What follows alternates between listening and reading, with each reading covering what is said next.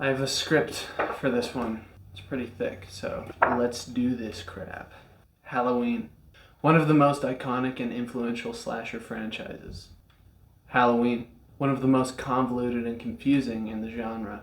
Halloween. The reason William Shatner is kinda scary. Halloween. Something I recently watched in its entirety. So my brother and I decided to go through all the big slasher/horror movies this spooky season, and this one is probably the biggest one, so we decided to get it out of the way first. I'll start by saying if you haven't seen any of these movies, this video contains spoilers for pretty much all of them, so spoiler alert. Anyway, let's start from the beginning. Halloween, 1978. So this is of course the first movie in the franchise, and the first movie to ever feature Mr. Michael Myers. It starts with Mike killing his sister, as one does. Then he's put away for the next 15 or so years. He breaks out, stalks some kids, kills some kids, dresses up like a ghost, and then disappears. Also, Dr. Loomis is here, and Laurie Strode. Okay, next one. Halloween 2, 1981. This is a direct follow-up to the first movie, taking place on the same Halloween night. Laurie goes to the hospital, Michael hides from the cops, as one does, kills some more people, as one does, and tracks down his sister. Oh yeah, Laurie is his sister, by the way. That's kind of important for Timeline 1, not as much for Timeline 2, and completely irrelevant for Timeline 3. Also, I should probably explain all the timelines real quick. For Timeline 1, we have Halloween, Halloween 2, Halloween 4, Halloween 5, and Halloween 6. For Timeline 2, we scrap 4, 5, and 6 and add H2O and Resurrection. For Timeline 3, we scrap everything but the first one and we add Halloween 2018, Halloween Kills, and Halloween Ends. Halloween 3, Season of the Witch, is its own thing, and Rob Zombie's Halloween 1 and 2 are also their own thing. And here's all of them on the same screen. Anyway, he goes to the hospital, kills some more people. Loomis is all like, Michael. Laurie's like, I'm your sister. And then they shoot him in the eyes, light him on fire, and he dies. Or does he? Okay, so that's all for the first two. Now we're going to break away from the timeline for a minute to talk about Halloween 3, Season of the Witch, 1982.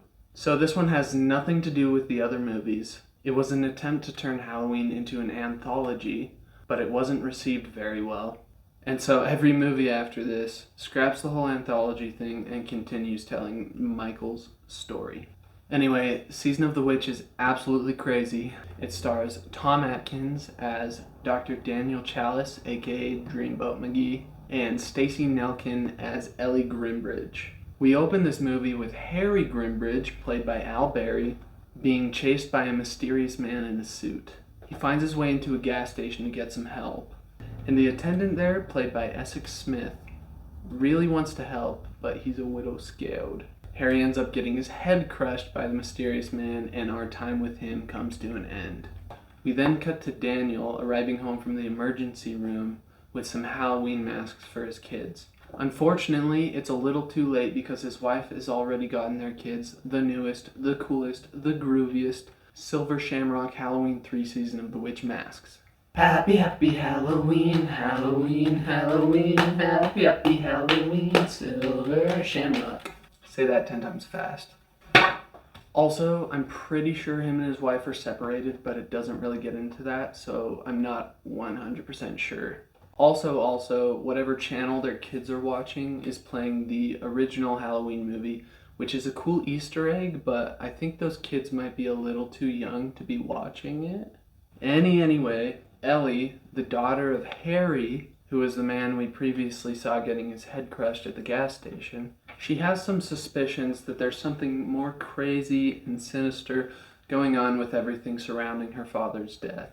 And she begins to uncover the secrets of Silver Shamrock with the help of none other than Dr. Daniel. As their investigation continues, some strange things about Silver Shamrock are revealed. So there's way more than one guy in a suit, and it turns out all these guys are actually goop robots. If you don't know what a goop robot is, pretty much it's just a robot that's filled with goop for some reason. Anyway, the man who built these robots is Connell Cochran, played by Dan O'Hurley, aka the man in charge of Silver Shamrock and the man behind all the mysterious murders that have been happening recently, including Ellie's father. We then find out that Mr. Cochran is plotting some sort of ritual sacrifice thing involving the Halloween masks they're making, a piece of stone from Stonehenge that they stole a little bit ago, and a big nationwide broadcast that will turn anybody watching who is wearing a Silver Shamrock mask into a pile of bugs and snakes that will then kill anyone else who is in the room. We see a demonstration of this evil plan when a Silver Shamrock employee played by Ralph Straight, his wife played by Jadine Barber, and his son played by Brad Schechter are invited to tour the facility where the masks are made. After being shown around, they are escorted to a room where they're told to wait. While waiting, the door is locked, the TV turns on with the annoying broadcast playing, and the son is instructed to put his Silver Shamrock mask on. Pretty much, they all die. By this point, it's pretty clear that Silver Shamrock is up to some pretty evil stuff, so Daniel and Ellie try to put a stop to it. But it turns out that Ellie was either cloned or was a goop robot this whole time. I'm honestly not sure which one, but Daniel ends up having to decapitate her, which makes him very sad because they had a romantic thing going on, so that's kind of awkward. Now, all the kids are on their way home from a nice night of trick-or-treating to watch the super special Silver Shamrock broadcast, and Daniel's over here trying to interrupt it. He does end up killing most of the robots in the process, but he's unsuccessful to interrupt the broadcast as it's playing on multiple channels, and they're not able to shut them all off in time. So the end implies that a bunch of kids turn into bugs and snakes, so that's unfortunate. But it's okay because all the goop robots are dead. So that was a lot of stuff. This movie is very much a mess and the pacing is all over the place. But it has a lot of cool ideas, the vibes are great, and I think it really hits the Halloween nerve. Also, the goop robots and the bad ending really make me want to like this movie more. So yeah, that's Halloween 3, Season of the Witch, and it has nothing to do with witches. Or does it? I'm not wearing a different outfit. This is the same day. Okay, so now we jump back to Timeline 1 with Halloween 4, The Return of Michael Myers. In this one, we follow Jamie Strode, the daughter of Laurie Strode, as she tries to figure out what she wants to be for Halloween.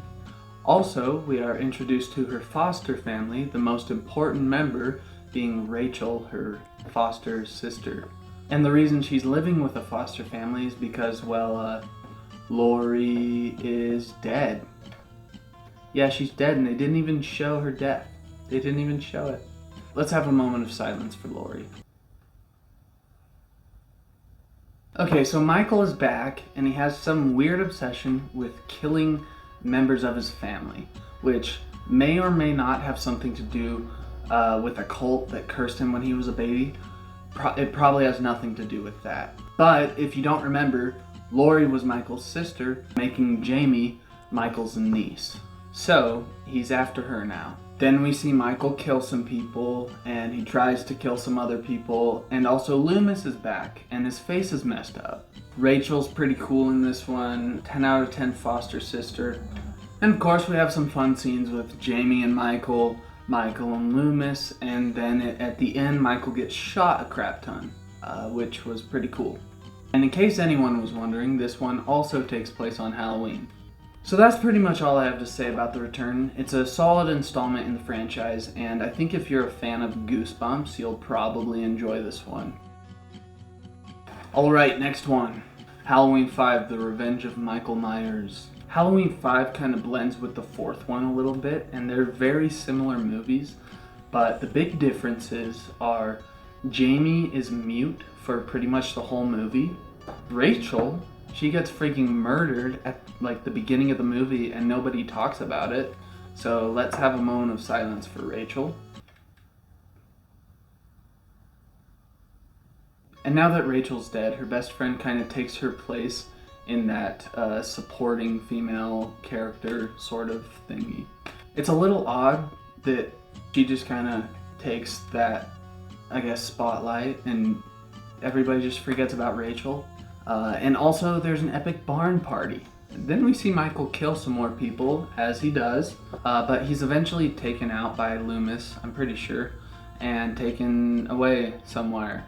Some more lore about the previously mentioned cult stuff drops at the end of the movie when some creepy dude who is most likely a cult member comes to wherever they put Michael away at, and he lets him out, and I'm pretty sure Michael kills some more people, and we need a reason for the 6th movie to happen.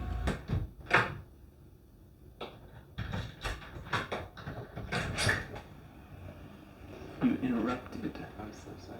I'm gonna have to kill you now. Not after I murder you. No.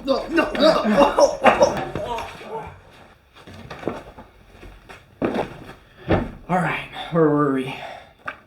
Because of course he's still alive and we need a reason for the 6th movie to happen. Speaking of the 6th movie, Halloween 6, The Curse of Michael Myers. This one also kind of blends with the other two, but it of course has some things that stand out. The first thing, Jamie has a baby, and then Jamie dies. So let's have a moment of silence for Jamie. The baby is then taken by the cult that we saw in the last movie, kind of, and they're trying to sacrifice it. Loomis is really mad and probably just exhausted at this point after everything he's been through over the course of the last 4 or 5 movies or so. And Tommy Doyle, the kid from the first Halloween movie that Laurie was babysitting, is back, and he's played by Paul Rudd in what I believe is Paul Rudd's first movie, I think. Not his greatest performance, but it's campy, and it's Paul Rudd, and whatever, it's fun. After Michael kills some more people, he then kills the cult people as well, and also the cult people don't end up sacrificing the baby. Then the gang kills Michael once and for all, or do they? And that's the end of Timeline 1. Okay, now we switch things up again. Halloween H2O, 20 years later. Okay, Timeline 2, this one has a unique title, but it honestly might be one of my favorite Halloween movies. I'm being 100% serious. As the name suggests, it takes place 20 years after the events of the first 2 movies, and is of course separate from 4, 5, and 6. In this timeline, Laurie is still alive and trying to live a normal life after everything she went through 20 years earlier.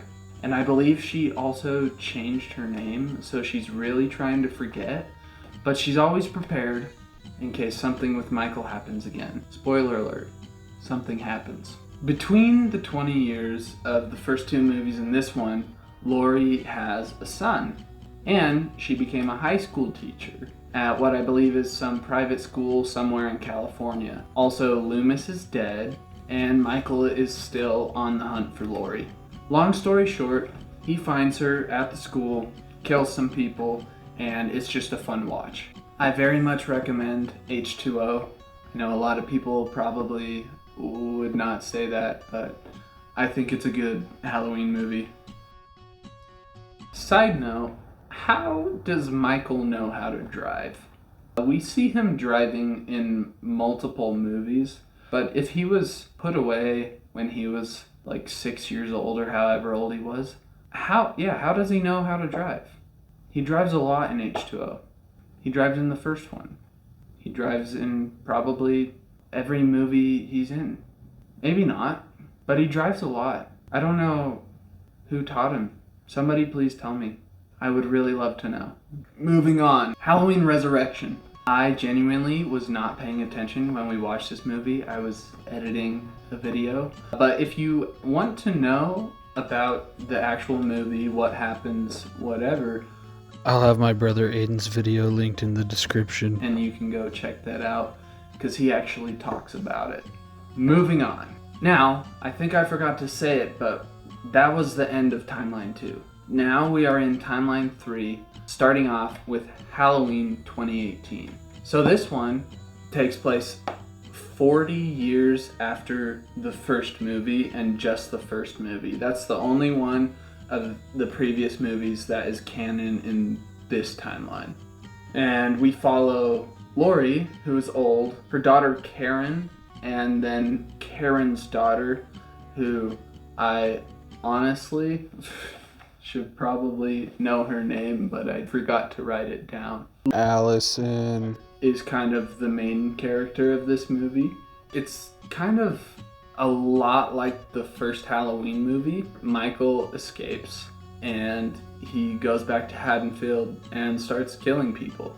This one is honestly, it's a very fun movie, and I'm not sure if this one was received very well, but I quite enjoyed this one.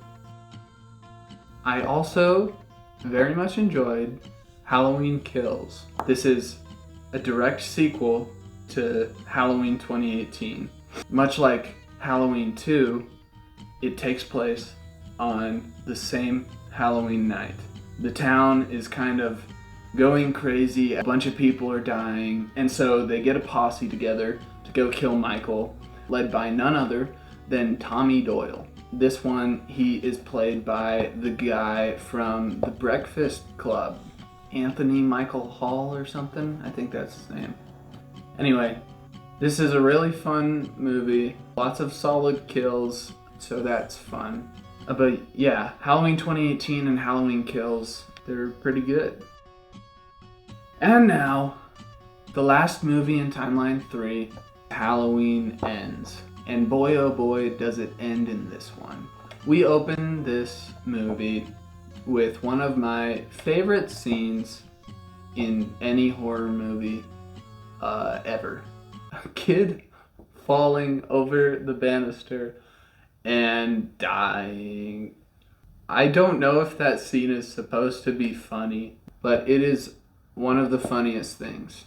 And I'd say the first little bit of the movie is pretty solid, and the last little bit of the movie is pretty solid. There's a lot of stuff in between that I don't really care for, and I think this is definitely the weakest of the three. But at the end of the day, it is a fun watch, and I think as a trilogy, they work well together. And finally, to wrap everything up, we have Rob Zombie's Halloween. He made 2 Halloween movies, and they are completely separate from every other movie we talked about. And I think they completely butcher the origin of Michael Myers. For me, I think they ruin the character a little bit. In concept, I think it's pretty interesting when it comes to going more in depth about his backstory and the origins and all that. And it's refreshing to see a director putting their own twist on such a beloved character. But I don't think it hit right for me, and it honestly just makes me feel kind of icky. So I'd have to say Rob Zombie's Halloween is just a crappier version of John Carpenter's Halloween. Maybe that's just a Rob Zombie thing though. I'll also add that I love the character Laurie Strode, and this movie makes me not do that.